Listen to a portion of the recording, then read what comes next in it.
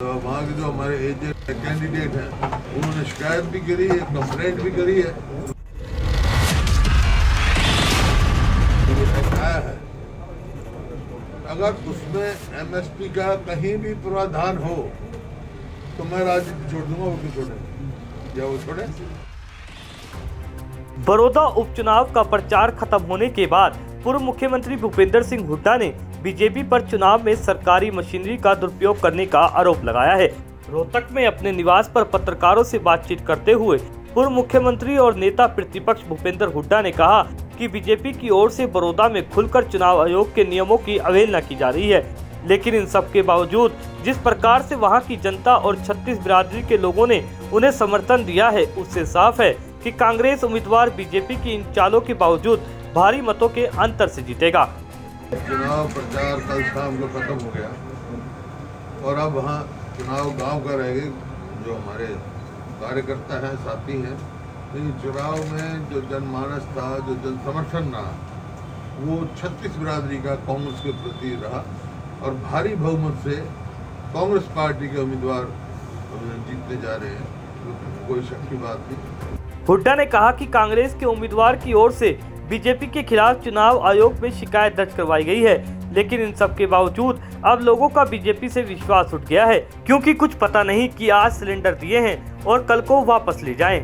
हालांकि बहुत सारी उल्लंघनाएं सरकार ने की, जो इलेक्शन कमीशन ने नॉर्म्स को वायलेट किया। वहाँ के जो हमारे एजेंट है, कैंडिडेट हैं, उन्होंने शिकायत भी करी है, कंप्लेंट भी करी है।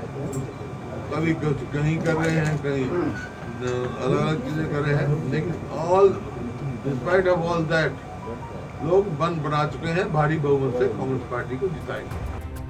पिछले चुनाव में जेजेपी को मिले वोटों को लेकर पूछे सवाल पर भूपेंद्र हुड्डा ने कहा कि जेजेपी को बीजेपी के खिलाफ वोट मिले थे और आज भी वे वोट बीजेपी के खिलाफ ही रहेंगे।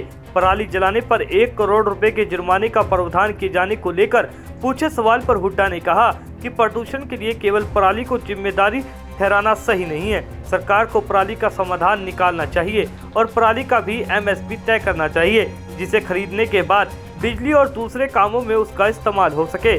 साथ ही नए कृषि कानूनों को लेकर भी हुड्डा ने कहा कि यदि उसमें एमएसपी का जिक्र हो तो वह राजनीति छोड़ देंगे। अरे वोट किसी की, सपोर्ट किसी की, जो वोट गई थी वो अब दूसरी सपोर्ट में थम जाएंगी।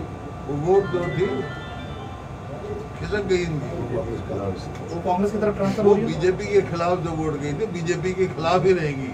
है जो नए ये एक्ट आया है, अगर उसमें एमएसपी का कहीं भी प्रावधान हो तो मैं राजनीति छोड़ दूंगा। वो क्यों छोड़े, या वो छोड़े। लेकिन पोल्यूशन के लिए एक अकेली पराली को ठहराना गलत है। किसान के वो है, उसका कोई ना कोई समाधान निकालना चाहिए। पराली की एमएसपी फिक्स करनी चाहिए। जिस तरह गेहूं की है ना, चावल की है, इस तरह पराली की भी एमएसपी फिक्स करके उसका और कहीं इस्तेमाल किया जा सकता है। तो बिजली बनाने के लिए किया जा सकता है और कहीं किया जा सकता है। उसका रास्ता ढूंढना चाहिए। पंजाब के साथ चल रहे पानी हाईकोर्ट के राजधानी के विवाद पर हुड्डा ने ये तीनों मामले एक साथ ही निपटेंगे, लेकिन सबसे पहले हरियाणा के हिस्से का पानी लेना प्राथमिकता है। हुड्डा ने बीजेपी की मंशा पर सवाल उठाते हुए कहा कि सुप्रीम कोर्ट फैसला होने के बाद भी केंद्र और प्रदेश की बीजेपी सरकार उसे लागू नहीं करवा पा रही है, जिससे उसकी मंशा साफ जाहिर होती है। लेकिन उनकी सरकार आने पर इन तीनों मसलों का हल किया जाएगा। पानी, राजधानी और हाईकोर्ट।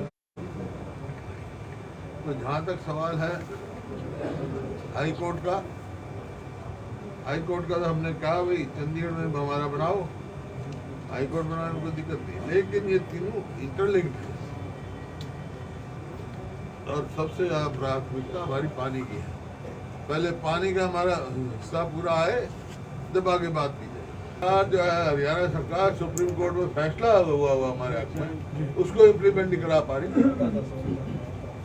उसको इम्प्लीमेंट नहीं कराती। आज जब मीटिंग हुई थी साफ हो गया था भाई सुप्रीम कोर्ट फैसला फाइनलिटी अटेन कर चुका है।